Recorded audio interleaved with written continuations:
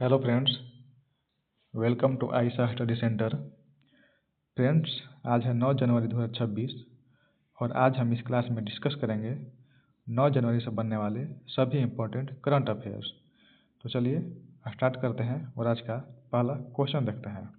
पहला क्वेश्चन है, संयुक्त राष्ट्र सुरक्षा परिषद यानी कि यूएनएससी के अस्थायी सदस्य हाल ही में कौन सा देश बना है? यानी कि अस्थायी सदस्य यूएनएससी का हाल ही में कौन सा देश बना है? तो इसका आंसर हो जाएगा Colombia, Bahrain, Congo, Liberia, Latvia. यानी कि उपयुक्त सभी यूएनएससी का अस्थायी सदस्य बना है। अब बात करते हैं यूएनएससी से, तो इसका कुछ इंपॉर्टेंट पॉइंट देख लेते हैं। पहला पॉइंट है, यूएनएससी अध्यक्षता हर महीने बदलती रहती है। यानी कि यूएनएससी का अध्यक्षता हर महीने बदलता रहता है। इसे 15 सदस्य देशों में वर्णक्रम के आधार पर रोटेट किया जाता है। यानी कि ABCD के आधार पर इसको हर बार रिपीट किया जाता है। अगला पॉइंट है, यूएनएससी यानी कि यूनाइटेड नेशंस सिक्योरिटी काउंसिल में कुल 15 सदस्य देश होते हैं। यानी कि इसमें कुल 15 देश सदस्य देश होते हैं, जिसमें 5 अस्थायी और 10 अस्थायी देश होते हैं। बात करते हैं अस्थायी सदस्य के जो परमानेंट मेंबर्स हैं, इसमें चीन, फ्रांस, रूस, यूनाइटेड किंगडम और अमेरिका है। अगला पॉइंट है, 10 अस्थायी सदस्य 2 साल के लिए चुने जाते हैं। इनमें क्षेत्रीय प्रतिनिधित्व Asia, Africa, Latin America, western Europe होता है। इसमें से 10 सदस्य अस्थायी होते हैं। यानी कि अस्थायी होते हैं जो 2 साल के लिए चुने जाते हैं। अगला पॉइंट है, यूएनएससी की अध्यक्षता हर महीने बदलती रहती है और यह 15 सदस्यों के अंग्रेजी वर्णक्रम यानी कि अल्फ़ाबेटिकल ऑर्डर के आधार पर रोटेट किया जाता है। अगला पॉइंट है, यूएनएससी का मुख्य उद्देश्य यानी कि यूएनएससी का मुख्य उद्देश्य क्या हो जाएगा? तो इसका मुख्य उद्देश्य हो जाएगा विश्व शांति और सुरक्षा बनाए रखना, संघर्षों को रोकना, अंतर्राष्ट्रीय कानून लागू करना होता है। अगला पॉइंट है, अस्थायी सदस्यों को वीटो अधिकार यानी कि वीटो पावर होता है। यानी कि कोई भी प्रस्ताव केवल उनकी सहमति से पास होता है। यानी कि यूएनएससी में जो अस्थायी सदस्य होता है उनके पास वीटो का पावर होता है, जो कोई भी प्रस्ताव को हाँ या ना में 1 सेकंड में उसको पास कर सकते हैं। अगला पॉइंट है, अस्थायी सदस्यों के पास वीटो अधिकार नहीं होता है, लेकिन वे प्रस्ताव पर मतदान कर सकते हैं। यानी कि जो अस्थायी सदस्य होते हैं उनके पास वीटो का अधिकार नहीं होता है, लेकिन जो प्रस्ताव होता है उन पर वो मतदान कर सकते हैं। अगला पॉइंट है, यूएनएससी के तहत 4 मुख्य क्षेत्र हैं, जिसमें शांति और सुरक्षा, अंतर्राष्ट्रीय संघर्ष समाधान, आर्थिक प्रतिनिधित्व और मिशन सैन्य कार्रवाई का अनुमोदन करता है। अगला पॉइंट है, यूएनएससी की मासिक बैठक न्यूयॉर्क यानी कि जो यूएनएससी का हेड क्वार्टर है न्यूयॉर्क में, वहाँ बैठा जाता है यानी कि बैठक किया जाता है। और भारत अस्थायी सदस्य के रूप में कई बार जा चुका है, लेकिन अस्थायी सदस्य अभी तक नहीं बना। अगला क्वेश्चन है, क्वेश्चन नंबर 2 देखेंगे। हाल ही में गान नगाई उत्सव का आयोजन किस राज्य में किया गया? तो गान नगाई उत्सव का आयोजन हाल ही में किस राज्य में किया गया? तो इसका आंसर हो जाएगा मणिपुर में किया गया है। अब बात करते हैं गान नगाई की, तो गान नगाई पूर्वोत्तर भारत के जेलियांगरोंग समुदाय का प्रमुख मोस्ट हार्वेस्ट यानी कि फसल कटाई के बाद त्यौहार है। और यह त्यौहार विशेष रूप से असम, मणिपुर और नागालैंड के आदिवासी क्षेत्रों में मनाया जाता है।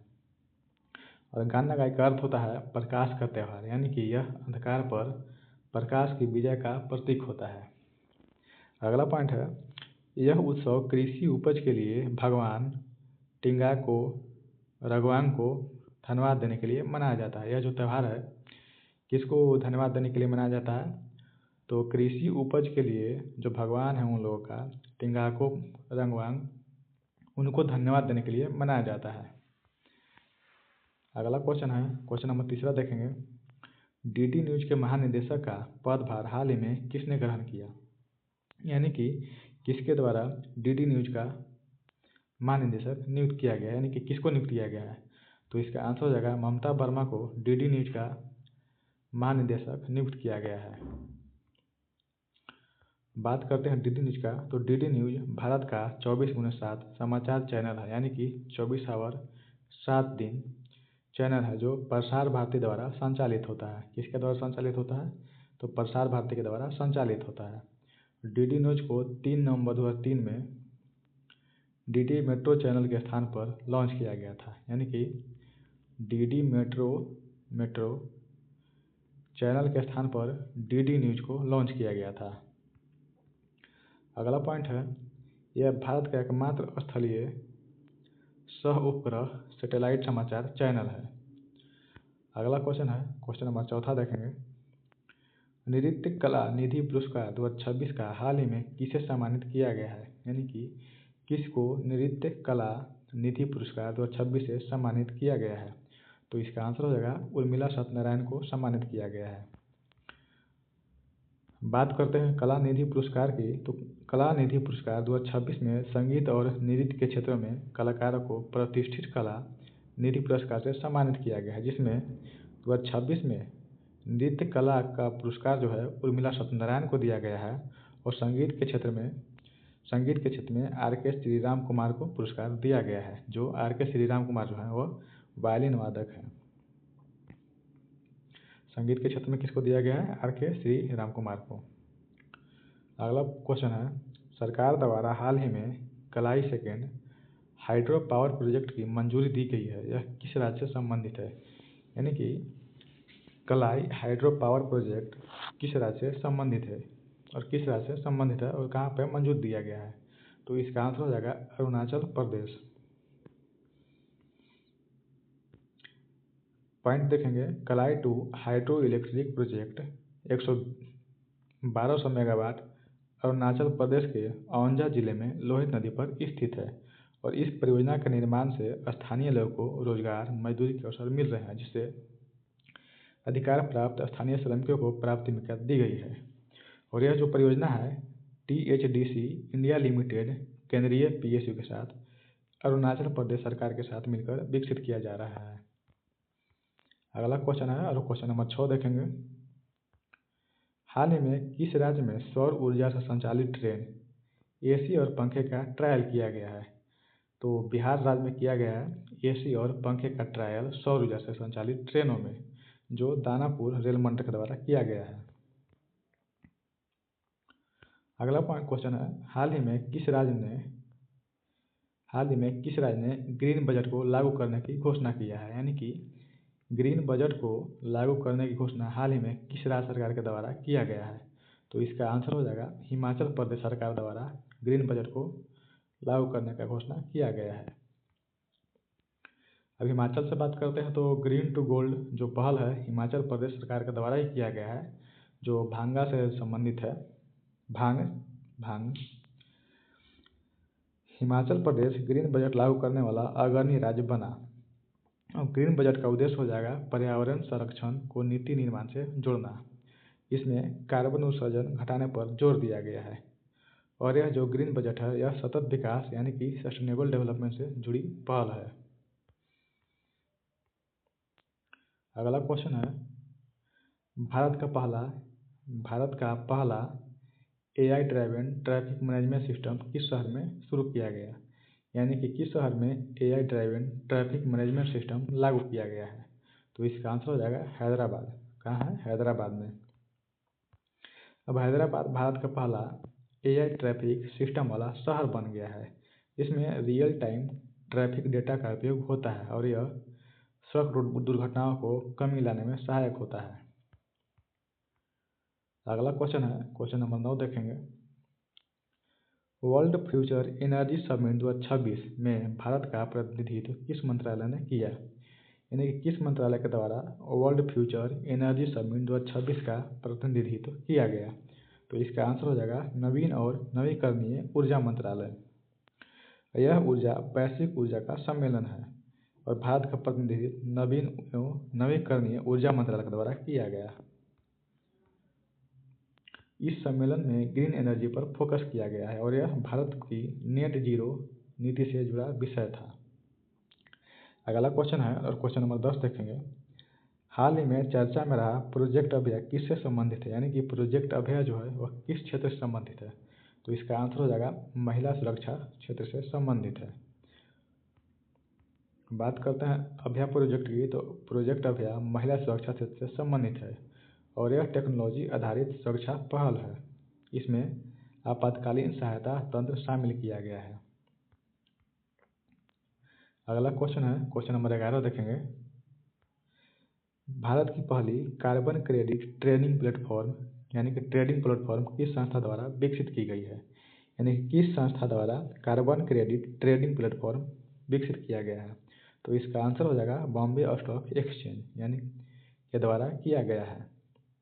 अब भारत की पहली कार्बन क्रेडिट ट्रेडिंग प्लेटफॉर्म विकसित किया गया है जिसे बॉम्बे स्टॉक एक्सचेंज के द्वारा शुरू किया गया है और इसका उद्देश्य क्या हो जाएगा, कार्बन उत्सर्जन पर नियंत्रण करना। अगला क्वेश्चन है ग्लोबल इनोवेशन इंडेक्स 2025 में भारत का स्थान क्या रहा। तो इसका आंसर हो जाएगा 38वां। कौन सा स्थान रहा, ग्लोबल इनोवेशन इंडेक्स में भारत का स्थान 38वां रहा है। यह जो रिपोर्ट है WIPO द्वारा जारी किया जाता है। अगला क्वेश्चन है क्वेश्चन नंबर 13 देखेंगे। हाल ही में भारत ने किस मिशन के तहत स्वदेशी हाइपरसोनिक टेक्नोलॉजी का सफल परीक्षण किया है। तो किस मिशन के तहत किया है, तो इसका आंसर हो जाएगा HSTDV यानी कि DRDO का हाइपरसोनिक मिशन है। इसका पूरा नाम हाइपर टेक्नोलॉजी डेमोन्स्ट्रेटर व्हीकल है और यह मैक 5+ गति से जुड़ी तकनीक है। अगला क्वेश्चन है क्वेश्चन नंबर 14 देखेंगे। भारत की पहली स्वदेशी रूप से डिजाइन समुद्र प्रताप भारतीय तटरक्षक बल में किसने शामिल किया, यानी कि किसके द्वारा भारत की पहली स्वदेशी रूप से डिजाइन किया गया समुद्र प्रताप यानी कि समुद्र प्रताप भारतीय तटरक्षक बल यानी कि इंडियन कोस्ट गार्ड में शामिल किया गया है। तो इसका आंसर हो जाएगा रक्षा मंत्री राजनाथ सिंह के द्वारा किया गया है। समुद्र प्रताप भारतीय तटरक्षक बल का पहला स्वदेशी प्रदूषण नियंत्रक पोत है और यह पोत गोवा शिपयार्ड लिमिटेड के द्वारा निर्मित हुआ है। यह जो पोत है समुद्र प्रताप किसके द्वारा निर्माण किया गया है, तो इसका आंसर हो जाएगा गोवा शिपयार्ड लिमिटेड के द्वारा। समुद्र पोत की लंबाई लगभग 114.5 मीटर है। इसका लंबाई कितना हो जाएगा, 114.5 मीटर और इसका मुख्य उद्देश्य क्या हो जाएगा, समुद्री प्रदूषण नियंत्रण और समुद्री सुरक्षा। इस पोत का मुख्य उद्देश्य हो जाएगा समुद्री नियंत्रण और समुद्री सुरक्षा पर नियंत्रण करना और इस पोत की खोज और बचाव SAR संचालन के लिए भी सक्षम है। यह पोत है खोज और बचाव के लिए भी संचालन किया जाता है। अगला पॉइंट है समुद्र प्रताप में दो महिला अधिकारी पहली बार तैनात हुई है, यानी कि पहली बार 2 महिला अधिकारी समुद्र प्रताप में तैनाती किया गया है और पोत में लगभग 60% से अधिक स्वदेशी सामग्री का उपयोग किया गया है, यानी कि कुल टोटल 100% का 60% स्वदेशी सामग्री का उपयोग किया गया है। अगला क्वेश्चन है क्वेश्चन नंबर 15 देखेंगे और आज का लास्ट क्वेश्चन है किस राज्य सरकार ने हाल ही में कैमूर अभयारण्य को टाइगर रिजर्व बनाने की घोषणा किया है, यानी किस राज्य सरकार के द्वारा कैमूर अभयारण्य को टाइगर रिजर्व बनाने की घोषणा किया गया है। तो इसका आंसर हो जाएगा बिहार सरकार के द्वारा किया गया है। अब बात करते हैं बिहार से, तो बिहार से रिलेटेड 2-3 पॉइंट देख लेते हैं करंट अफेयर का। पटना में गंगा नदी पर बिहार की पहली वाटर मेट्रो यानी कि 10 स्टेशनों पर सेवा शुरू किया जा रहा है। अगला पॉइंट है पूर्णिया में नेशनल मखाना बोर्ड का निर्माण किया जाएगा और मिथिला संस्कृति संग्रहालय को दरभंगा में लगभग 500 करोड़ की लागत से स्थापना करने की घोषणा किया गया है। और इसी के साथ आज का हमारा वीडियो समाप्त होता है और फ्रेंड्स उम्मीद करते हैं यह वीडियो अच्छी लगी होगी। हमारी वीडियो को लाइक कीजिए, कमेंट कीजिए और हमारे चैनल आयशा स्टडी सेंटर को सब्सक्राइब जरूर करें। Thank you.